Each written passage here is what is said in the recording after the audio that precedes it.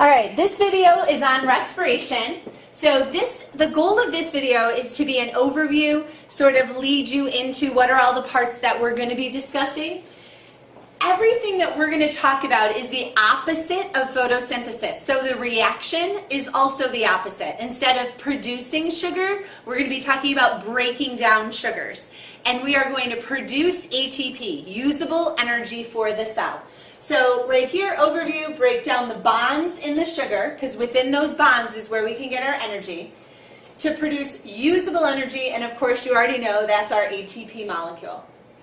All right, can occur in all cells. At the simplest level, which we call anaerobic respiration, any kind of cell is capable of doing this first step, which we're going to call glycolysis of respiration.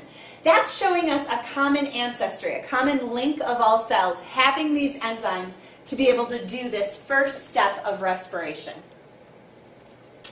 All right, we are going to use these terms a lot, aerobic versus anaerobic. So aerobic, first of all, is respiration that is utilizing oxygen.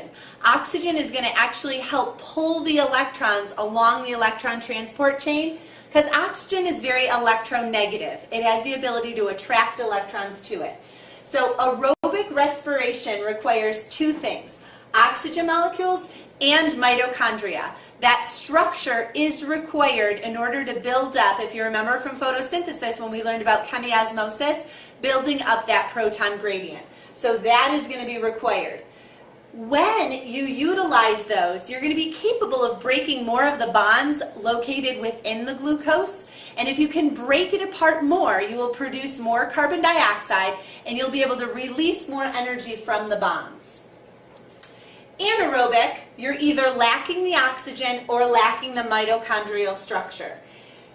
When you do that, you're not going to be able to break down the glucose into as simple of a molecule as carbon dioxide. You're going to break it either into alcohol or lactic acid, so you're not going to be able to produce as much ATP.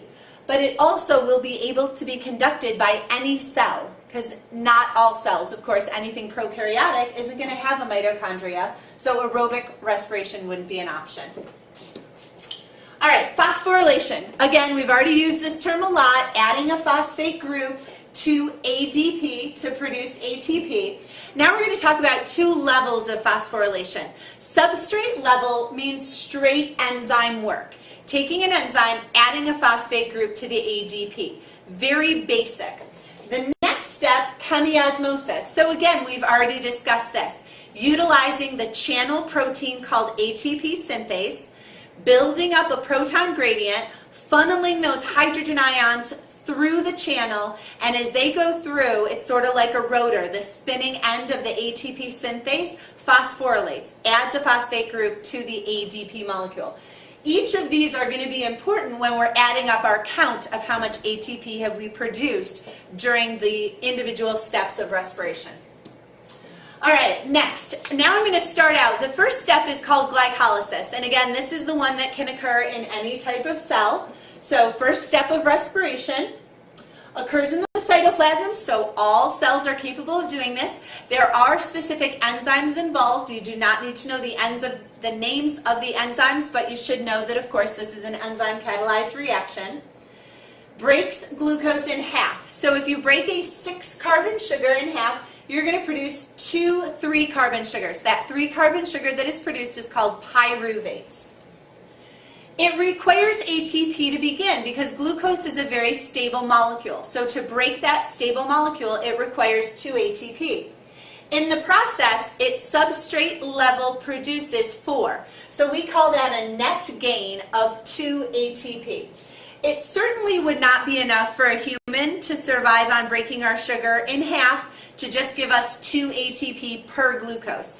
But for bacteria, if you think about it, they're not doing much. Their energy requirement is very low.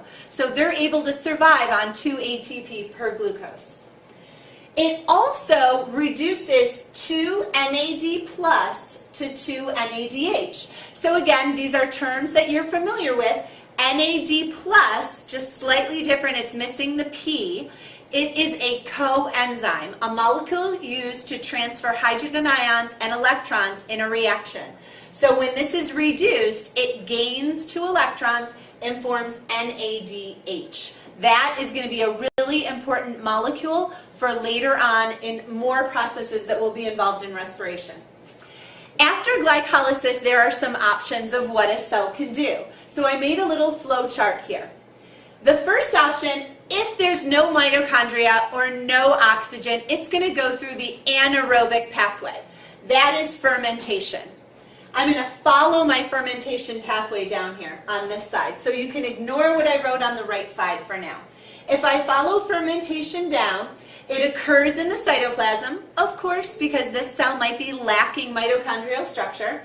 It oxidizes the NADH. So oxidation, losing the electrons, restoring NAD+. That's actually the most important part of fermentation, is to get the NAD+ back. If you don't get the NAD+ back, you can't do glycolysis over again, and at least glycolysis gave you 2 ATP net gain. So that is the real goal.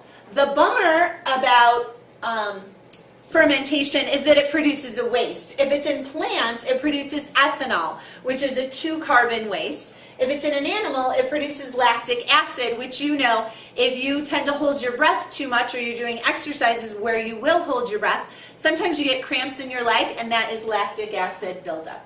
All right, now if we go along this right side, if there is oxygen present and there is mitochondrial structure present, it could enter aerobic respiration.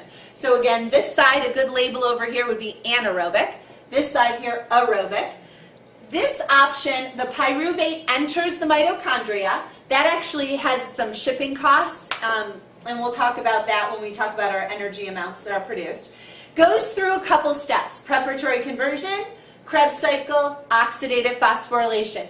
The next video is going to focus on these and the details of these reactions. These reactions are going to produce way more ATP per glucose. So that's the real benefit of having oxygen present, having mitochondrial structure, and being able to go through aerobic respiration.